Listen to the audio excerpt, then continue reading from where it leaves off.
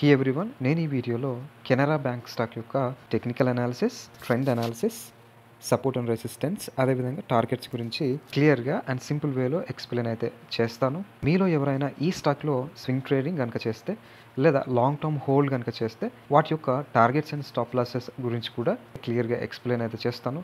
So ఈ వీడియోని చివరి వరకు చూడడానికి ప్రయత్నం అయితే చేయండి.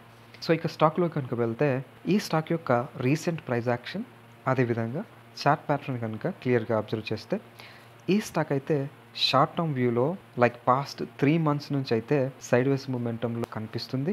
అంతేకాకుండా రీసెంట్లీ 50-day మూవింగ్ యావరేజ్ని కూడా 2 times బ్రేక్ డౌన్ అయితే అయ్యి ఈ 50-day మూవింగ్ యావరేజ్ కిందనే ప్రజెంట్ అయితే ట్రేడ్ అవుతుంది.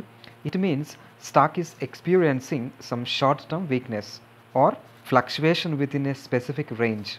కానీ 200-day మూవింగ్ యావరేజ్ పైన స్టాక్ ప్రైస్ ట్రేడ్ అవుతుంది కాబట్టి లాంగ్ టర్మ్ వ్యూలో బులిష్ ట్రెండ్లోనే ఈ స్టాక్ అయితే ఉందని మనకి క్లియర్గా తెలుస్తుంది.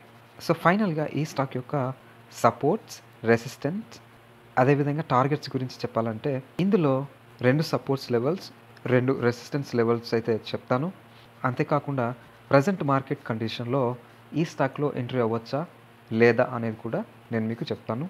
సపోర్ట్స్ గురించి చెప్పాలంటే షార్ట్ టర్మ్ సపోర్ట్ అయితే 96 లెవెల్ అవుతుంది. అదేవిధంగా మీడియం టర్మ్ సపోర్ట్ అయితే 87 లెవెల్ అయితే అవుతుందన్నమాట.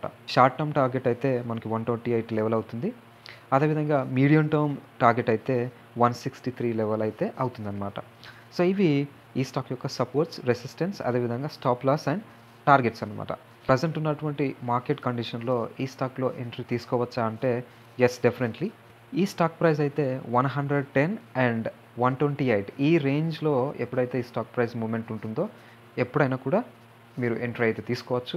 సో ఎప్పుడైతే 1110 లెవెల్ని కానీ దాని కింద ఉన్నటువంటి లెవెల్స్ని బ్రీచ్ చేసి బ్రేక్ డౌన్ అయ్యి కిందనే స్టాక్ ప్రైస్ క్లోజ్ అవుతుందో అప్పుడు మాత్రం ఇందులో అసలు ఎంటర్ అవ్వడానికి అయితే ట్రై చేయకండి. సో ఇది ఈ స్టాక్ యొక్క టెక్నికల్ అనాలిసిస్. ఐ హోప్ ఈ వీడియో కనుక మీకు యూస్ఫుల్గా అనిపిస్తే డెఫినెట్గా లైక్ చేయండి, షేర్ చేయండి అండ్ సబ్స్క్రైబ్ చేయండి. Thank you so much.